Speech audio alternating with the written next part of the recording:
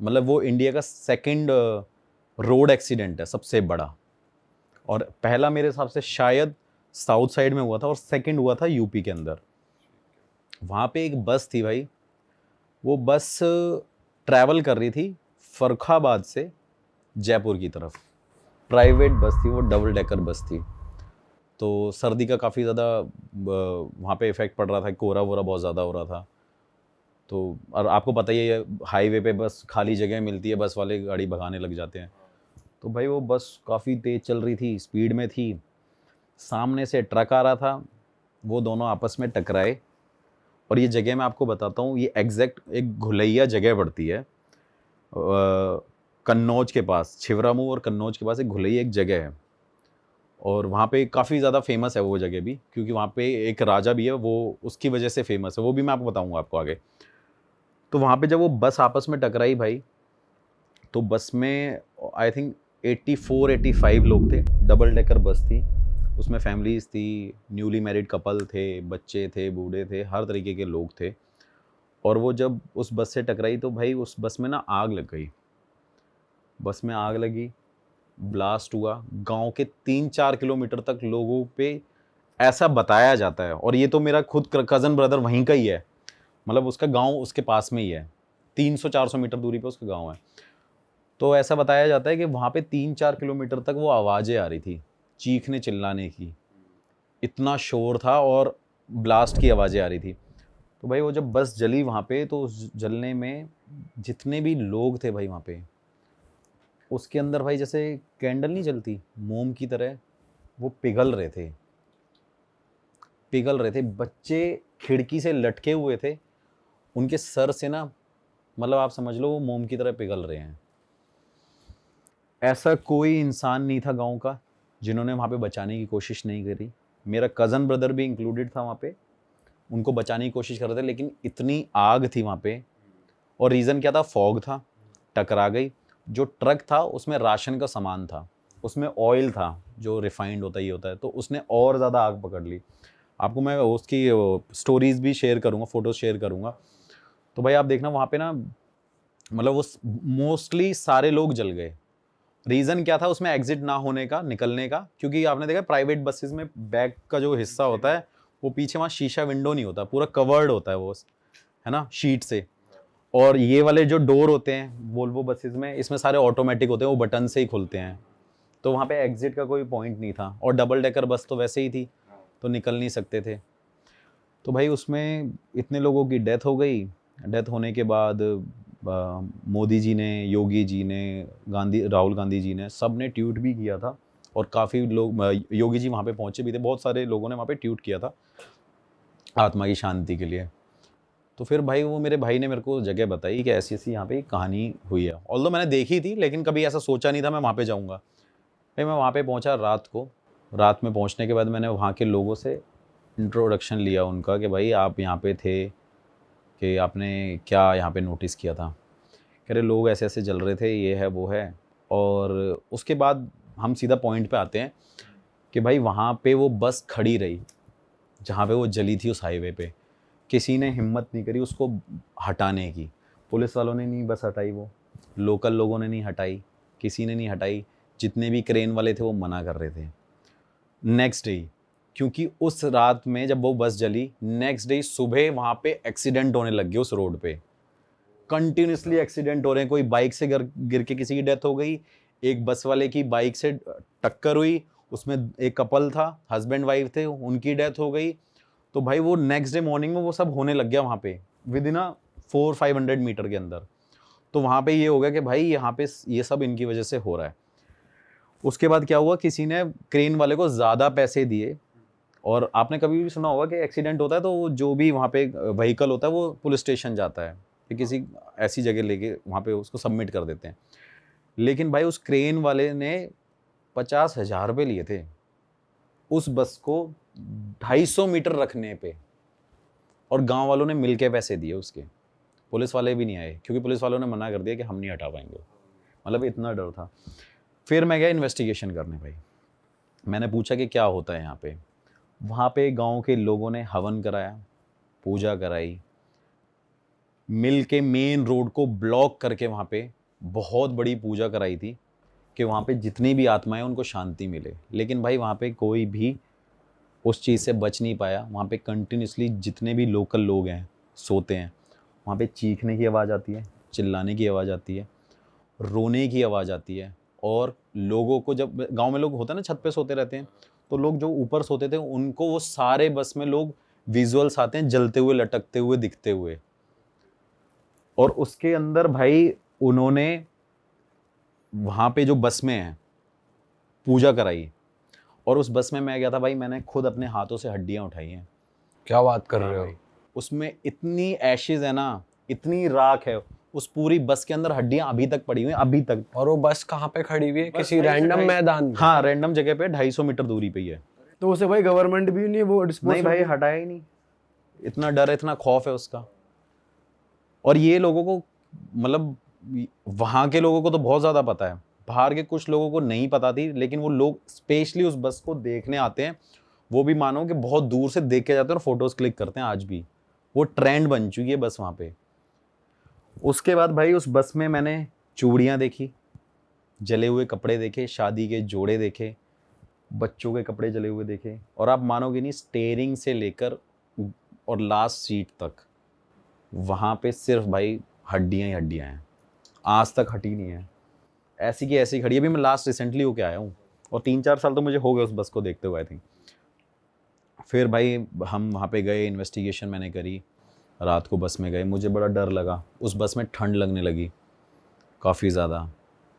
तो फिर मैंने वहाँ पे कुछ सवाल पूछे, तो मुझे आंसर्स मिले उसके कि हम हैं, हम अपनी फैमिली को मिस करते हैं, हमें वापस इस दुनिया में आना है। उसमें से कुछ बच्चों की भी स्पिरिट है जो वहाँ पे अभी भी कहती है कि हम घूमने जाते हैं, मतलब हम निकलते हैं, हम हो हैं अभी भी यहाँ पे। मैं करके आया, इन्वेस्टिगेशन करके आया। मैंने बोला लोगों को कि कोई बात नहीं, आप पूजा वूजा करा लेना, हो जाएगा ठीक। भाई फिर वो थोड़े टाइम तक हुआ। फिर थोड़े दिन बाद क्या हुआ भाई, एग्जैक्ट जो बस का पॉइंट था वहाँ पे दोबारा एक और ट्रक चलते चलते, रिसेंटली चलते चलते उसके सामने पूरी फैमिली एक खड़ी हो गई है।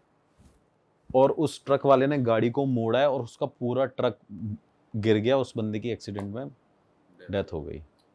और जो साथ में उसके बंदा था उसने बताया कि एक फैमिली सामने खड़ी हुई थी, तो ड्राइवर ने पूरे ट्रक को बचाने के लिए पूरे राइट में गाड़ी मोड़ दी, तो उसमें उस टाइम आग लगी। उसने बताया, मैंने क्या क्या था वहाँ पे, मतलब लोकल लोगों ने बोला कि भाई क्या था वहाँ पे, कह रहे एक फैमिली खड़ी हुई थी। तो गांव वालों को पता चल गया कि भाई आज भी यहाँ पे वो स्पिरिट है, एग्जिस्ट कर रही है। भाई उसका खौफ ख़त्म नहीं हो रहा है। ये बात बोलने में बहुत, अभी भी मेरे लिए इतनी ईजी है कि मैं आपको सिर्फ क्या बताऊं कि मेरे को अभी लग रहा है कि ये तो बहुत आसान सी बात है, हमने बोल दी। लेकिन अगर आप उस स्पॉट पे खड़े हो जाओ, देखोगे ना, आपको पूरी इतनी ऐसी वाइब आएंगी, इतनी नेगेटिविटी आएगी, आपको लगेगा कि आपके आसपास कोई ना कोई है। आपके रोंगटे गूज़बम्स खड़े हो जाएंगे उस टाइम पे। फिर भाई इन्वेस्टिगेशन करी, वापस आ गया। फिर वो रिसेंटली फिर मेरे कज़न ब्रदर का फ़ोन आया, कह रहा है यार यहाँ पे दोबारा पूजा हो रही है। मैं दोबारा गया भाई वहाँ पे, फिर इन्वेस्टिगेशन करी।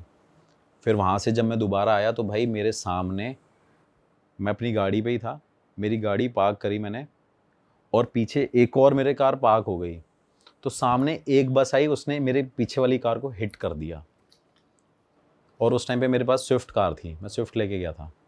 तो मेरी कार बच गई और उस बस ने उसको जब हिट किया तो वो कार ऐसे जाके चली गई। और मुझे लगता है वो चीज़ शायद मेरे साथ होने वाली थी, बट मेरी किस्मत इतनी मतलब तेज़ कह लो कि मैं बच गया।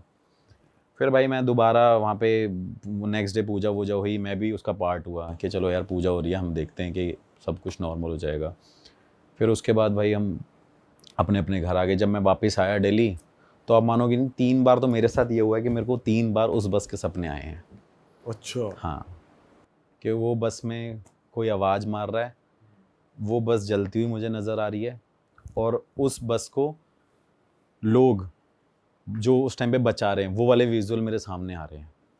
मतलब कई टाइम बाद आया है, ऐसा नहीं है कि मैं आज उन्हें आया नेक्स्ट डे मेरे साथ ये होने लग गया, हफ्ते भर बाद ये चीज़ होने लग गया। हाँ, रैंडम होने लग गया। भाई मैं दोबारा गया इन्वेस्टिगेशन करने कि कोई साथ तो नहीं आ क्या गया, कोई साथ तो नहीं आ गया ये वो। फिर मैं वहीं से बाबा जी से मिलते आया, मेरे से कह रहे क्या करता रहता है, तो उन्होंने हाथ रखा, मैं निकल गया। मैंने इन्वेस्टिगेशन करी, फिर मैं वहाँ पे बोल के आया। फिर जो मैंने इन्वेस्टिगेशन में पूछा कि क्या मैं यहाँ पे पूजा करा सकता हूँ, तो मुझे वहाँ पे रिस्पॉन्ड मिला क्योंकि वहाँ पे एक्चुअली उनको अभी तक शांति नहीं मिली भाई।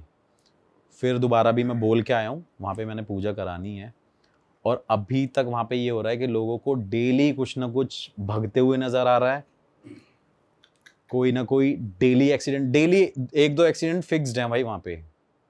पर भाई जब हवन हो जाता है तब तो कहते हैं कि जैसे बड़े बड़े हवन होते हैं तो शांति मिलने लग जाती है, पर यहाँ तो देखो मैं बताता हूँ, अब इससे एक चीज़ कनेक्ट कर लेते हैं हम। अभी जैसे इंडिया का मैच हुआ था लास्ट, तो वाराणसी में हर मंदिरों में भाई हवन और पूजा हो रही थी कि भाई मैच जीत जाए।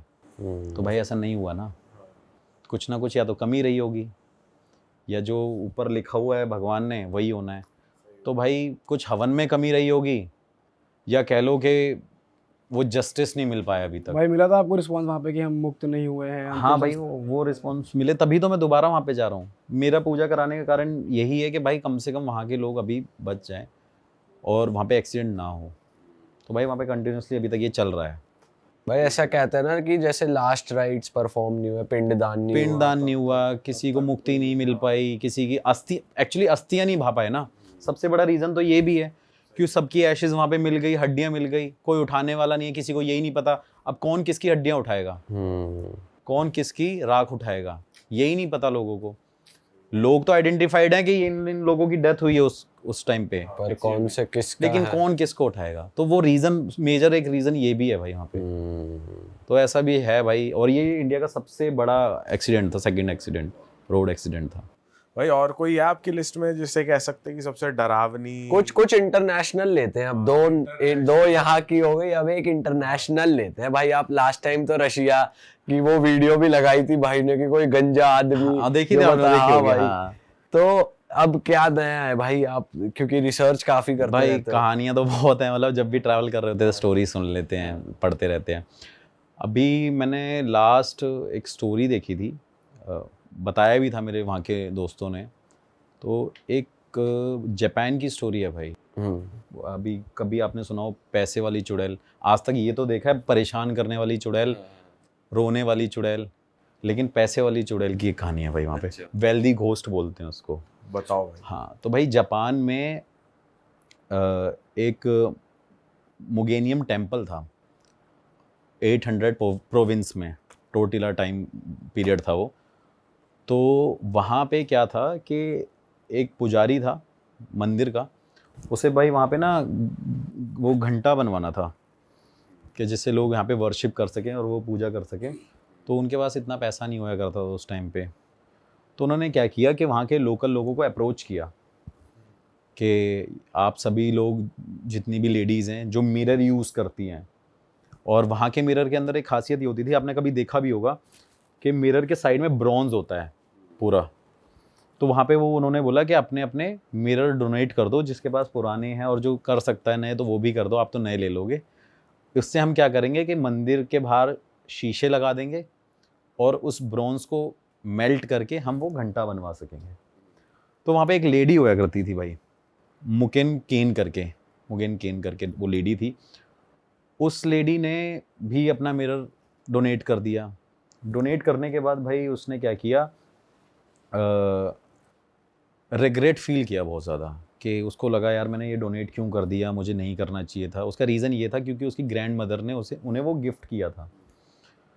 तो गिफ्ट करने के बाद जब वो रिग्रेट करती रही तो उनको हमेशा ये होता था कि टेंपल के बाहर उस टाइम पे वो जो ब्रॉन्ज था वो मेल्ट होने गया हुआ था, और जो मिरर थे वो टेंपल के बाहर लग गए थे।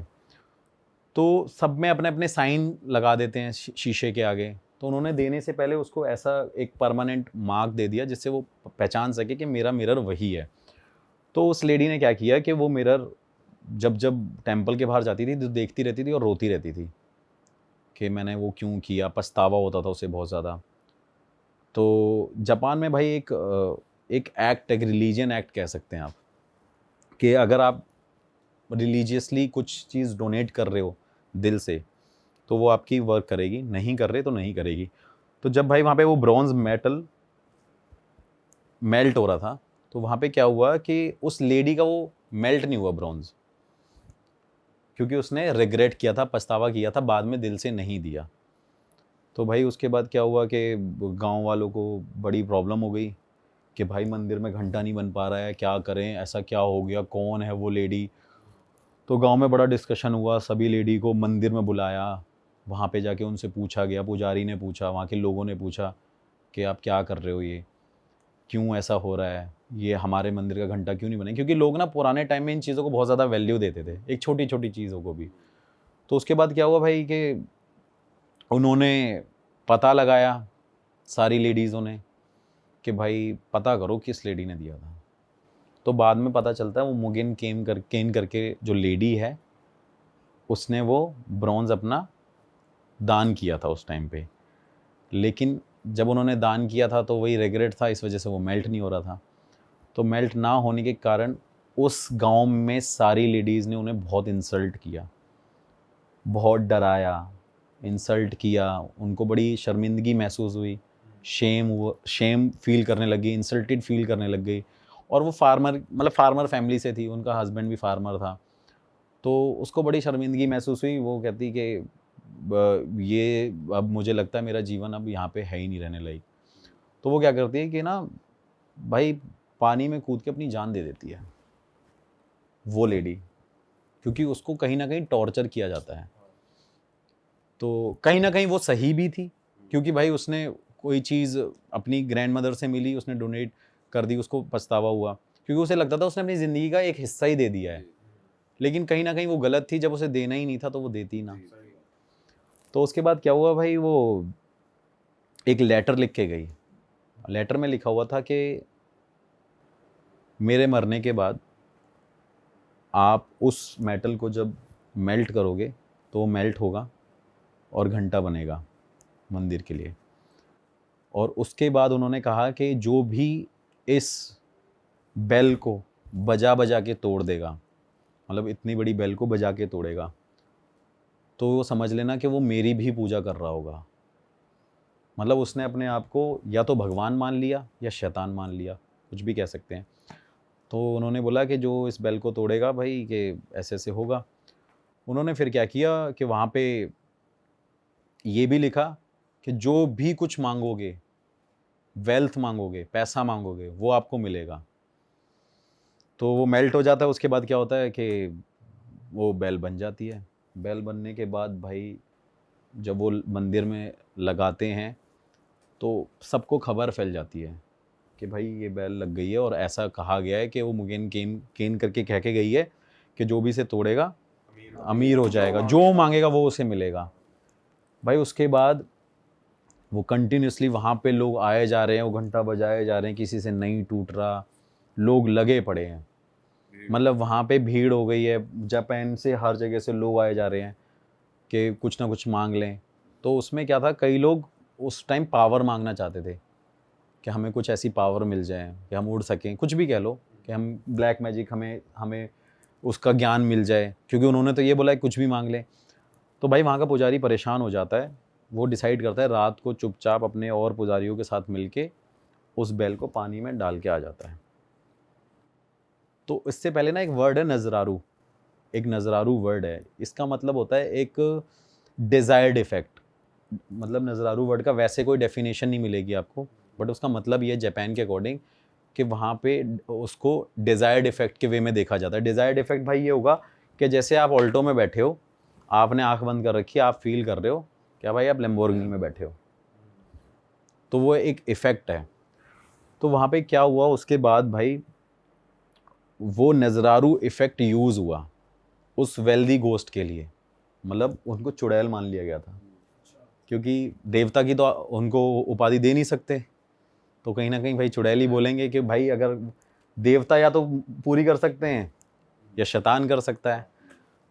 तो वहाँ पे एक कपल था, ओवेबी करके नाम था उसका, कुछ ऐसे करके लेडी का नाम था। तो वो कपल ट्रैवल कर रहा था, तो उसको ना मुगिन केन की ये स्टोरी याद थी, और वहाँ पे आज भी लोग उस बेल को ढूंढ रहे थे कंटिन्यूसली, लेकिन पुजारी ने बताया नहीं, पुजारी ने यही बोला था कि वो चोरी हो गई है। तो उसे वो ढूंढ रहे थे। उसने क्या किया, लेडी ने वो नजरारू इफेक्ट अप्लाई किया अपने ऊपर। उसने क्या किया, एक छोटा सा भगोना या तसला ब्रॉन्ज का लिया, उसको आंख बंद करके इमेजिन किया कि ये घंटा है उसका, लेडी का। वो उसे बजा बजा के तोड़ने लग गई होटल के वहाँ पे। जब उसने उसको तोड़ा, उसने इमेजिन किया कि वो मुगिन केन है, तो उसके बाद एक आदमी वहाँ से आता है भाई और उनको बहुत सारे पैसे दे के चले जाता है और कहता है कि आपको ट्रैवल करना है ना, आप ट्रैवल करना चाहते हो ना, ये लो आप पैसा लो। उसके बाद उसने ये स्टोरी शेयर करी तो लोगों को पता चल गया कि ये वेल्दी घोस्ट जापान में एग्जिस्ट कर रही है, आप इससे जो भी मांगोगे वो आपको मिलेगा ज़रूर। फिर सेकंड चीज़ यहाँ पे ये हुई कि एक फार्मर था, काफ़ी गरीब था, वहाँ पे डिज़ास्टर बहुत ज़्यादा होता रहता है, तो उस टाइम पीरियड पे उसने क्या किया, क्ले की जो चिकनी मिट्टी जो वहाँ पे मिट्टी थी उससे एक घंटा बनाया, उसे धूप में सुखाया और मुगेन केन की एक वो पूरी तस्वीर बनाई, वही नज़रारू इफ़ेक्ट अपने ऊपर अप्लाई किया और उसको बैल बजा बजा के तोड़ दिया। तो उस टाइम पे ज़मीन के अंदर से बताते कि एंजल निकली और उन्होंने उसको बोला कि तेरी फसल चली गई है, ये ले, तू अपना ये सोने का घड़ा पकड़ और जा, तू ये कर ले। मतलब ये ऐसे ऐसे कुछ ना कुछ बैक टू बैक उस लेडी के नाम से ये चीज़ें होती रही और वो लेडी इतनी जापान में फेमस हो गई कि लोग काला जादू करने के टाइम पे भी उस लेडी को हमेशा अपने साथ में नज़रारू इफ़ेक्ट से हमेशा उसको रखते थे। अच्छा, कि भाई तपस्या चल रही है, ब्लैक मैजिक हो रहा है, लेकिन वो बोल रहे हैं कि सक्सेस तभी होगा जब वो मुगेन केन वहाँ पे होगी। पूजा तो वो कर रहे हैं, जो भी उनकी तंत्र मंत्र विद्या वो अप्लाई कर रहे हैं, लेकिन उस टाइम पे वो उसे इमेजिन कर रहे हैं। लेकिन मोस्टली वो वेल्दी घोस्ट के नाम से फेमस रही हमेशा। पैसे दे दो। पैसे, चलो वैसे लोगों का फायदा ही कर रही है एक तरीके से। भाई फ़ायदा तो कर रही है, लेकिन बताया जाता है ऐसी स्टोरियाँ, मतलब काफ़ी सारी स्टोरीज गूगल पे भी नहीं होती है, कुछ सोर्सेज से पता चलती है। एक जापानीज़ बंदा था, वो ट्रांसलेटर था, तो उससे मैंने ये शेयर करी थी स्टोरी, तो उसने मुझे बताया कि हाँ एक्चुअली ऐसा जापान में है और बताते हैं कि लोग उससे जो भी बोलते हैं, मतलब ये भी बड़ी बात है, ये बात आपको गूगल पे शायद मिले, लेकिन उस बंदे ने मुझे बताया, वो ट्रांसलेटर था, यहाँ पे पढ़ने आया हुआ था, जापान का ही था, उसने मेरे को ये बताया कि भाई ये एक्चुअली में होता है और वहाँ पे नज़ारू इफ़ेक्ट से लोग एक दूसरे का मर्डर भी करते थे। अरे वो वेल्दी गोस्ट भी थी, लेकिन कहीं ना कहीं उस लेडी का वो फ़ायदा उठाते थे, उससे जब इमेजिन करते थे और बोलते थे कि मुगेन केन जाके उसका मर्डर हो जाए, तो उसका मर्डर भी होता था। तो ये डिजायर्ड इफेक्ट कोई भी काम कर लेता था इसके साथ, मतलब कोई अगर सोच रहा है बैठ के। हाँ भाई, मतलब हाँ ये है एक आपने ओम शांति ओम मूवी देखी है ना, कि उसमें ये डिजायर्ड इफेक्ट अप्लाई कैसे होता है कि कोई भी आप चीज़ शिद्दत से पाओ तो उसे कायनात मिलाने की यूनिवर्स पूरी हेल्प करता है। तो वहाँ पे एक कंडीशन थी कि अगर आप वो शिद्दत से कर रहे हो तो आप कुछ भी कर सकते हो। तो उसके बाद कई लोगों को भाई पकड़ा भी गया, जैसे लोग रात रात को नज़रारू इफेक्ट करते थे या कुछ करते थे, किसी को इन्फॉर्मेशन होती थी तो उसे जेल पहुंचा देते थे भाई। अरे कि भाई, और एक्चुअली में ऐसा हो रहा था। अब आप उसे कहो पैसे वाली चुड़ैल कह लो या मर्डर करने वाली चुड़ैल कह लो, लेकिन बड़ी वो फेमस हुई वेल्दी घोस्ट नाम से। आज भी है उसका, कहते हैं भाई लोग आज भी मतलब करते हैं, जैसे अब वो आप कह लो एक हिडन चीज़ हो गई है, लेकिन कईयों को सिर्फ इतना पता है कि उसने आज तक पैसा ही दिया है, लेकिन उसकी सेकंड वो भी चीज़ है। जैसे इल्यूमिनाटी की हम बात कर लेते हैं तो कहते हैं उसकी एक एजेंसीज है, ये है वो है, तो लोग बताते हैं वो नज़रारू इफेक्ट अप्लाई करते हैं आज भी, और वहाँ पे ऐसी चीज़ें होती हैं। अलग ही किस्सा है, मतलब पूरी दुनिया में कुछ ना कुछ हो ही रहा भाई है। हर, हाँ, छोटे छोटे गांव में अलग एक किस्सा है, जापान में एक ऐसे, तो ये जापान की बड़ी फेमस स्टोरी रही है उस टाइम पे 800 प्रोविंस एक आप ग्रीक हिस्ट्री की भी स्टोरी लेकर आए हो आज, वो भी बताओ भाई, इतनी इंटरेस्टिंग बातें चली रही है तो। भाई ग्रीक मैथोलॉजी तो बहुत बड़ी है वैसे, उसमें तो इतनी कहानियां हैं कि मतलब, और ऑल्दो वो रिलेटेड है पूरा, जैसे इंडिया से भी हाँ, रिलेटेड, मतलब पूरा रिलेट ही करता है कहीं। जो उनके गॉड्स हैं, हाँ, वहाँ के सेम गॉड्स हैं, मतलब ऐसे ही बताते हैं। तो वहाँ पे भाई एक चीज़ है, मतलब हमारे यहाँ जैसे कि आप कह लो कि डेथ होती है, तो हम हमेशा, हमारे बड़े बूढ़े लोग नहीं बोलते कि भाई क्या लेके आए थे क्या लेके जाओगे, हाँ, तो हम कहते हैं भाई क्या लेके जाओगे, सब धन यहीं का यहीं रह जाता है।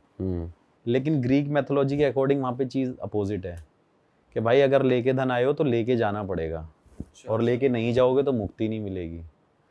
यहाँ क्या होता है कि किसी की डेथ हो जाती है भाई, वो यमदूत आते हैं उठा के ले जाते हैं, मतलब जो बताया जाता है, जो कहानियों में है कि यमदूत आते हैं ले जाते हैं और वहाँ पे सीधा यमराज उनको पनिश करते हैं, उनको बता देते हैं भाई तुम्हारी ये सजा है, तुम्हें ये बनना है, तुम्हें ये बनना है। लेकिन वहाँ पे ऐसा नहीं होया करता था भाई। वहाँ क्या सीन है भाई? वहाँ पे क्या है कि भाई जब किसी के घर में डेथ होती है, वहाँ पे डेथ होने के बाद वहाँ पे जब उसे कॉफिन में रखा जाता है तो वहाँ पे उस डेड बॉडी की आँखों पे या मुंह के अंदर, जीभ के नीचे, वहाँ पे कॉइन रखे जाते हैं, ओवल बोलते हैं उसे, ओवल कॉइन, उसको रखा जाता है। उसका कारण है भाई, उसका कारण ये है कि वो एक टोल टैक्स की तरह है, वो एक फास्ट टैग की तरह आप कह सकते हो, मतलब वो गेटवे है। मरने के बाद का फास्ट टैग, वो मरने के बाद का फास्ट टैग कह लो भाई उसको, कि वहाँ अगर वो नहीं है तो आपको मुक्ति नहीं मिलेगी। कई लोग भूल भी जाते थे रखना, कई लोग रख देते थे। तो एक सिक्का रखना होता है या पूरा मुंह ही भर दो सिक्कों से? नहीं भाई, मतलब ये है कि फास्ट टैग है तो 200 रुपए 300 रुपए का। गुल्लक बन गया मुंह। मतलब भाई एकदम बेसिक रहता है जो उसमें पड़ा रहना चाहिए, वो एकदम बेसिक हो गया। 2 आंखों के ऊपर, 2 बाकी आपके ऊपर है कि भाई आप चाहे 100 डाल दो। लेकिन इंडिया में भी कहीं ना कहीं मिलता जुलता है, बट उसका रीजन कई लोगों को नहीं पता। लोगों ने देखा हो डेड बॉडी, जैसे कई बार किसी की डेथ होती है तो उसकी जो सबसे ज्यादा क्लोज चीज होती है वो हम हमेशा उसकी डेड बॉडी के साथ रख देते हैं। कई लोग गोल्ड रख देते हैं, हाँ। कई लोग कपड़े रख देते हैं, लेकिन लॉजिक किसी को नहीं पता। मतलब मुझे ऐसा लगता है, लोग बोलते हैं ये इसकी बड़ी क्लोज चीज़ थी, ये इसके दिल के बहुत करीब थी, या इसी की चीज़ है, इसी के साथ चले जाए। लेकिन क्या होता है कि जलने के बाद यहाँ पे तो वो उठा लेते हैं, हाँ। उसका कोई यूज़ नहीं है। लेकिन वहाँ पे ऐसा नहीं होता है। वहाँ पे क्या है भाई, वो जो फास्ट टैग बन जाता है उसके बाद क्या होता है, वो हेल्प करता है फास्ट टैग एक रिवर क्रॉस करने के लिए। रिवर का नाम है स्टिक्स, एक स्टिक्स रिवर है और एक्रोन रिवर बोलते हैं उसको। वो भाई रिवर क्रॉस करनी पड़ती है। वहाँ पे जब सोल बताते हैं कि जब उसे दफना दिया जाता है, जब उनका वो सारा कुछ हो जाता है, तो उसके बाद जो आत्मा वहाँ पे जाती है तो वहाँ पे उसे मिलता है एक फेरी मैन बोलते हैं उसे, बोट मैन बोलते हैं उसे। वो वहाँ पे उसे मिलता है। वो क्या करता है, उसका नाम होता है कैरोन। वो काफ़ी बताते हैं, मतलब ग्रीक मैथोलॉजी में बताते हैं कि काफ़ी क्रूप होता है, वो बहुत डरावना होता है, बड़े बड़े बाल होते हैं उसके, सर पे टोपी होती है, वो बोट लेके खड़ा रहता है हमेशा एक किनारे पे। तो जब वो आत्मा जाती है तो वो सिक्के उसको हैंडओवर करते हैं। हाँ, अगर आप उसे सिक्के हैंडओवर करोगे तो वो रिवर क्रॉस कराएगा और वहाँ पे हेडीज़ के पास ले जाएगा, जो वहाँ का देवता है, जो जज करेगा, डिसाइड करेगा कि भाई अब आपको आगे क्या जीवन मिलेगा, आफ्टर लाइफ आपका अब क्या है। लेकिन क्या है, कई लोग नहीं भी ले जा पाते, कई लोग भूल भी जाते हैं, जैसे होता ही है यूजुअली। यहाँ पे भी हम कुछ चीज़ भूल जाते हैं, वहाँ पे भी रिचुअल्स में कुछ ना कुछ वो कमी कर देते थे। और जो सिक्के नहीं ले जा पाता था उसकी सोल को भाई उस किनारे पे 100 साल भटकना होता था। उसके बाद वो कैरोन उनको लेके जाता था। 100 साल भटकेगी। 100 साल वो आत्मा भटकेगी भाई।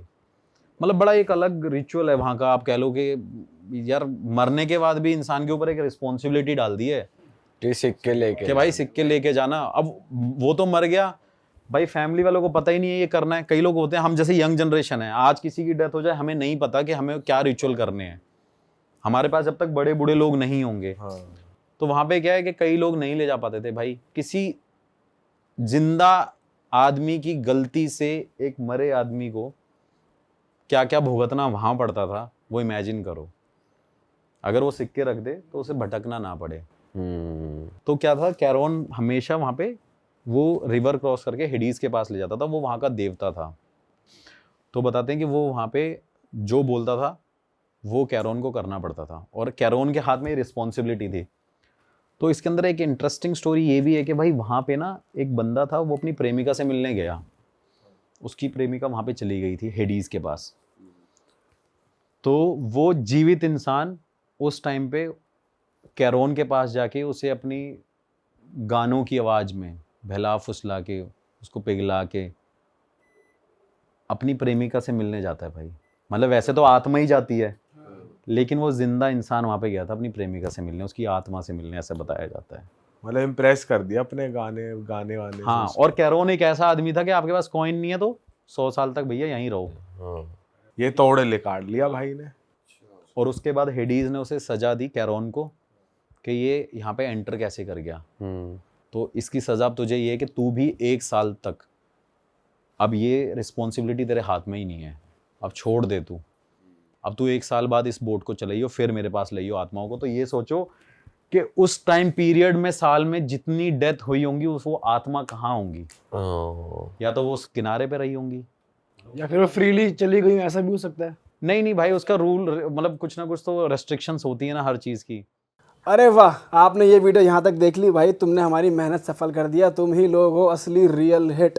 और अगर आपको बहुत मजा आ रहा है ऐसी क्लिप्स में, ऐसी वीडियोस में, तो फटाफट जाइए प्लेलिस्ट पे, बिंज वॉच कीजिए और सारी वीडियोस देख डालो और मौज काटो। That is it. हम मिलेंगे नए पॉडकास्ट में, नई क्लिप में। Till then bye bye, see you, take care, do subscribe. Best of real talk online. Okay, bye bye.